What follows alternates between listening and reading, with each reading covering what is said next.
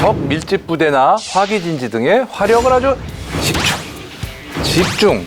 집중해서 섬멸 무력화하는 아주 좋은 무기 체계가 있습니다. 특히 언덕에서 적적으로 아주 그냥 퍼부어주면은 정말 세상에 이거보다 더 든든한 게 없다라는 그것.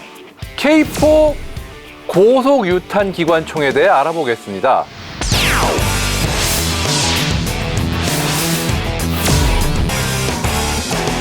(1초에) 최대 6발의 총알이 아니라 40mm 유탄을 쏟아내는 K4 고속 유탄 기관총은 지난 1985년 개발을 시작해서 1993년부터 본격 생산 보급이 시작됐는데요.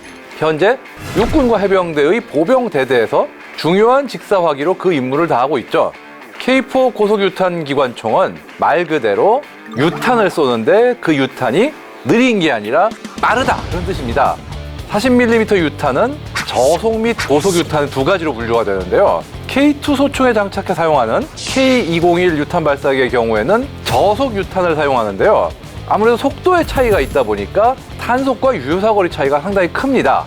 K201이나 M203처럼 사람이 들고 쏘는 유탄 발사기 같은 경우는 아무래도 사람이 들고 쏴야 되니까 반동이 세면 안 되잖아요. 그러다 보니까 초속이 70m에서 80m 정도, 그 정도로 탄속이 꽤 느린 편이에요.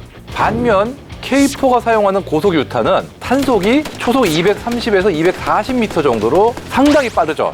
그러다 보니까 사거리도 저속 유탄은 최대로 400m 정도밖에 안 나가는데 고속 유탄은 무려 1500m까지 날아갑니다. 게다가 고속 유탄은 그냥 빠르기만 하는 게 아니에요. 탄두가 더 커요. 그러다 보니까 살상 반경이 저속 유탄의 거의 3배 정도 됩니다.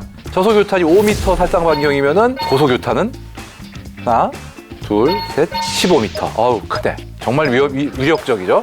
근데 더 무서운 게 뭐냐? 이런 고속 유탄을 뭐 1초에 한 발도 아니고 두 발도 아니고 6발에서 7발 정도 사이의 속도, 그러니까 1분에 350발 정도? 그 정도 속도로 발사를 합니다. 정말 반칙이에요. 수류탄 같은 거를 기관총이 막 쏘는 거예요. 그러다 보니 정말 특정 지역을 제압하는 효과는 엄청난 수준이죠. 생각해보세요. 수류탄이 한 6발이 한 1초에 그냥 뚜루룩 날아가서 와, 이거 정말 만드는 입장에서 정말 끔찍합니다. 게다가 이걸로 끝이 아닙니다. 일반 고폭탄이 아니고 K212 이중 목적 고폭탄도 많이 쓰는데요. 이게 이중 목적 고폭탄은 장갑판 50mm까지를 관통할 수 있는 성형 자격탄입니다.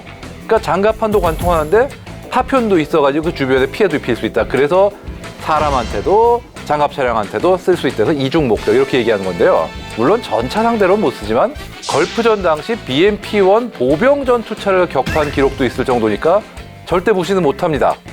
이게 보통은 3명이 운용하는데요. 삼각대를 딱 얹어놓고 지상에서 거치 사격할 수도 있고 해병대의 KAAV 즉 한국형 상륙돌격 장갑차에서도 쓸 수 있고 육군의 K808 차류용 장갑차의 무장 중 하나로 사용되기도 하며 그 다음에 1.25톤 경트럭, 흔히 얘기하는 다치 트럭 있죠? 거기다 얹어서 쓰기도 합니다. 사실 이게 무거워가지고 사람이 들고 다니기 굉장히 힘들어요. 편집장님께서는 안 쏴본 총이 없다고 하셨는데 혹시 K4 쏴보셨어요? 퀴즈 제가 내겠습니다. 쏴봤을까요? 안 쏴봤을까요? 반은 맞고 반은 틀려요. 왜냐? 저는 K4 자체는 직접 쏴보진 않았어요. 하지만 K4와 거의 같은 총이나 다름없는 미국의 마크 19 유탄 기관총을 쏴봤습니다. 기술적으로 보면 쏴봤다라고 할 수 있는 그런 셈이죠. 네, 복잡하다. 마크 19는 고속 유탄 기관총의 어떤 원조에 매우 가까운 그런 무기예요. 아주 직접 원조는 아니지만 세계 최초로 대량 생산이 돼서 실전 배치됐다 이렇게 얘기할 수 있죠. K4는 이 마크 19와 아주 유사한 형태, 구조, 재원으로 만들어졌고 성능도 유사하고 심지어 쓰는 탄도 같고 아주 비슷해요 진짜. 고속 유탄 기관총은 베트남 전쟁 중에 크기가 상대적으로 작으면서도 단시간에 강한 화력을 투사할 수 있는 화기를 찾다 보니까 나오게 된 거예요. 적은 병력으로도 다수의 적을 상대할 수 있는 그런 걸 찾다 보니까 야, 수리탄을 기관총으로 빵빵빵 쏘면 어떨까? 그래가지고 유탄 기관총이 나온 건데 베트남 전쟁 중에 몇 종류의 어떤 시제품이랄까 소량 생산품이 만들어서 실전에 투입했고 뭐 처음에는 진짜 이 손으로 돌려서 하는 그런 수동식도 있었어요. 옛날 게틀링 기관총이라고 아시는 분도 있을 텐데 그런 식으로 이제 수동 발사식 연말 유탄 기관총도 있었어요. 그래서 개발되어 베트남 전쟁 말기부터 투입이 됐고 현재도 개량형에 쓰이는 게 바로 이 마크 19인 거죠. 마크 19, 즉 마크 19은 무게가 35kg 정도로 K4도 똑같습니다. 59경 중기관총, 흔히 MG50이라 부르는 M2 계열 중기관총과 크기나 무게가 아주 비슷합니다. 실제로 장갑차나 자주포 등의 포탑에 기관총 대신에 탑재하는 사례도 많이 있는데요.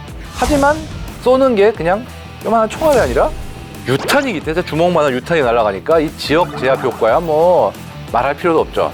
사거리가 이 1500m까지 늘어난 것도 일종의 박격포처럼 곡사로 사격을 하면은 정확히 보고 맞추지 않아도 넓은 면적이 제압될 수 있기 때문에 가능한 겁니다. 이게 수류탄 6발이 갑자기 날아오는 생각해보세요. 이거 끔찍하죠.